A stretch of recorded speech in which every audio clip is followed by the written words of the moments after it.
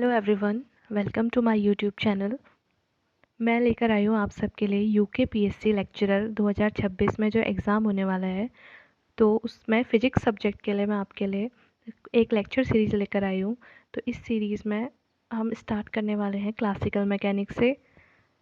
तो आज हमारा पहला टॉपिक है क्लासिकल मैकेनिक्स का Poisson bracket and canonical transformation. बहुत इम्पॉर्टेंट टॉपिक है। 1 मार्क्स का या 2 मार्क्स का क्वेश्चन ज़रूर आएगा, मतलब 1 एंड 2 क्वेश्चन ज़रूर आएंगे, 1 और 2 क्वेश्चंस। तो स्टार्ट करते हैं। तो पॉइसन ब्रैकेट क्या होता है? पॉइसन ब्रैकेट, देखिए पॉइसन ब्रैकेट अगर हम दो फंक्शन लें F and G, F and G किसके फंक्शन है? F and G are the functions of Q के एंड पी के। अब ये क्यू के एंड पी के क्या होता है? क्यू के होता है आपका पोजीशन कोऑर्डिनेट्स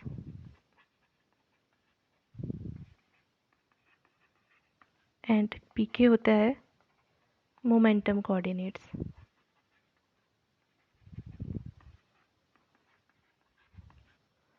तो पॉइसन ब्रैकेट कैसे फाइंड करते हैं? पॉइसन ब्रैकेट का फॉर्मूला होता है, एक बड़ा ब्रैकेट लगाते हैं F comma G, where F and G are the functions of Q के and P K, equals to sigma K 1 to n, again बड़ा bracket del F upon del Q K, यानी कि एफ का Q के respect में partial differentiation करना पड़ेगा, del G upon del P K minus del F upon del P K into del G upon del Q K. ये Poisson bracket निकालने का फॉर्मूला होता है, ठीक है। अब ये हो गया पॉइसन ब्रैकेट निकालने का फॉर्मूला। अब नेक्स्ट है canonical transformation. Canonical transformation,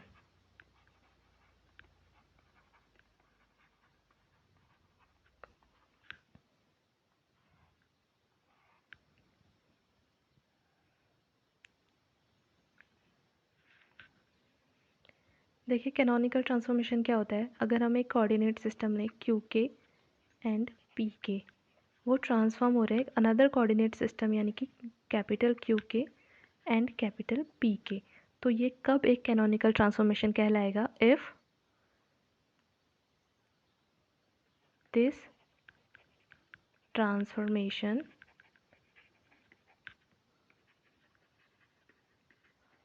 is canonical if, क्या कंडीशन है? If Poisson bracket of Q के एंड पी के इक्वल टू 1। इफ क्यू के एंड पी के का पॉइसन ब्रैकेट 1 के इक्वल होगा, तब ये ट्रांसफॉर्मेशन क्या कहलाएगा? कैनोनिकल ट्रांसफॉर्मेशन कहलाएगा।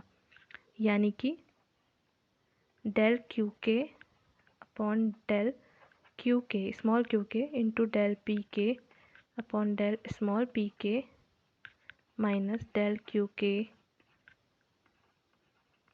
अपॉन डेल पी के एंड डेल पी के अपॉन डेल स्मॉल क्यू के इक्वल्स टू 1 होगा। तो ये हमारा ट्रांसफॉर्मेशन कैसा होगा? एक कैनोनिकल ट्रांसफॉर्मेशन होगा।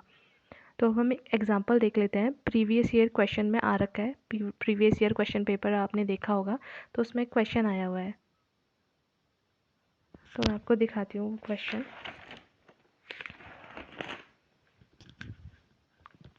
देखिए क्वेश्चन है हमारा, हमको कैपिटल क्यू दे रखा था, उसमें क्यू की power m cos N P, और ऐसे ही कैपिटल p दे रखा था, क्यू की power m sin N P. तो हमें ये दे रखा है कि दिस ट्रांसफॉर्मेशन इज़ कैनोनिकल, तो इसमें m और n की वैल्यू फाइंड करनी है। ओके, तो find m and n for which q p are canonical.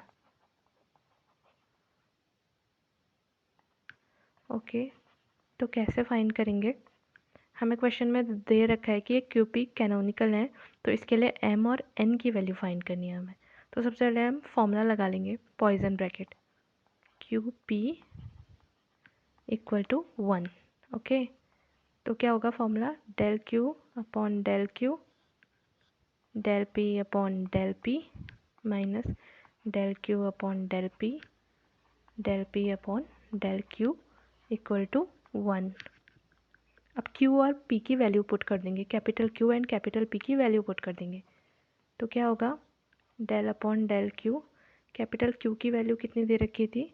QM cos NP, Q की पावर M cos NP। ऐसे ही डेल P की वैल्यू दे रखी है Q की power M sin NP minus del upon del P, Q की power M cos NP and del upon del Q, Q की पावर M, सॉरी यहाँ पर P था, sin NP इक्वल टू 1। अब देखिए हमें क्या करना है, पार्शियल डिफरेंशिएशन करना है। तो पार्शियल डिफरेंशिएशन में ओनली Q वाले इस टर्म का डिफरेंशिएशन होगा और cos NP को हम एज अ कांस्टेंट ट्रीट करेंगे। तो क्या हो जाएगा? Q की पावर M का हो जाएगा M, Q की पावर M माइनस 1 और cos NP as it is आ जाएगा। ऐसे ही नेक्स्ट में अब क्या है, अब P के रिस्पेक्ट में हो रहा है, तो हम क्या करेंगे? Q की पावर M को एज इट इज़ रखेंगे और साइन NP का डिफ्रेंशिएशन करेंगे। तो Q की power M as it is रह गया और साइन NP का हो जाएगा आपका डिफ्रेंशिएशन cos NP, और P के रिस्पेक्ट में था तो N को भी कांस्टेंट रखेंगे, तो एक N यहाँ आगे से एज अ कांस्टेंट आ जाएगा। ऐसे ही माइनस, अब P के रिस्पेक्ट में इसका करना है, तो Q की power M as a constant रहेगा और cos NP का हो जाएगा माइनस साइन NP। तो माइनस साइन NP होगा तो इसको प्लस कर लेते हैं और एक n यहाँ पे आगे से आ जाएगा। और ऐसे नेक्स्ट टर्म क्या हो जाएगा? m Q की power m minus 1 and sine NP as a constant रहेगा क्योंकि हमारा डिफरेंशिएशन पार्शियल है Q के रिस्पेक्ट में।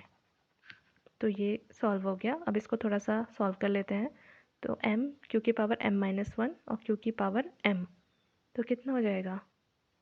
तो कॉन्स्टेंट्स को लिख लेते हैं पहले। m एक कांस्टेंट ये है और एक कांस्टेंट है हमारा ये mn, और Q की power m minus 1 into Q की पावर m हो जाएगा Q की पावर 2m माइनस 1 और ये हो जाएगा cos स्क्वायर NP। यहाँ पर भी यही हो जाएगा सेम, mn Q की पावर 2m माइनस 1 और यहाँ हो जाएगा sine square NP equal to 1। mn Q की पावर 2m माइनस 1 कॉमन आ गया और अंदर क्या बचा? cos square NP plus sine square NP equal to 1। तो ये क्वांटिटी किसके इक्वल होती है? 1 के इक्वल। तो ये हो जाएगा mn Q की power 2m minus 1 equal to 1। ठीक है, अब हमें m और n की वैल्यू फाइंड करनी थी। तो m और n की ऐसी वैल्यू पुट करनी पड़ेगी जिससे राइट हैंड साइड 1 के इक्वल आए। अब ये देखिए, अब यहाँ पे हम m की वैल्यू क्या पुट करें कि q की पावर 0 हो जाए, क्योंकि हमें q का टर्म नहीं चाहिए ना, क्योंकि राइट हैंड साइड पे 1 बच रहा है, तो हमें q की पावर 0 बनानी पड़ेगी। तो q की पावर 0 कैसे बनाएंगे? तो 2 इंटू 1/2 करना पड़ेगा, 2 इंटू 1/2 माइनस 1। तो अगर हम m की वैल्यू 1/2 रखेंगे तो क्या हो जाएगा? q की पावर 2 इंटू 1/2 माइनस 1, 2 से 2 कैंसिल, तो q की वैल्यू 0 आ जाएगी। तो q की पावर 0 आ गई। अब हमें यहाँ पर भी आगे भी m की वैल्यू पुट करनी पड़ेगी। mn है ना स्टार्टिंग में, तो m की वैल्यू 1/2 पुट कर रहे हैं, तो n की वैल्यू हमें 2 पुट करनी पड़ेगी, तभी ये कैंसिल होगा आपस में और ये 1 के इक्वल आ जाएगा। तो ये आ गया m की वैल्यू 1/2 और n की वैल्यू 2। ये रखने पर q की पावर 0 आ रहा है जो कि 1 के इक्वल होता है। ओके, तो आपको क्लियर हो गया होगा। ऐसे ही आगे भी और टॉपिक्स के साथ मैं आती रहूँगी। Thanks for watching.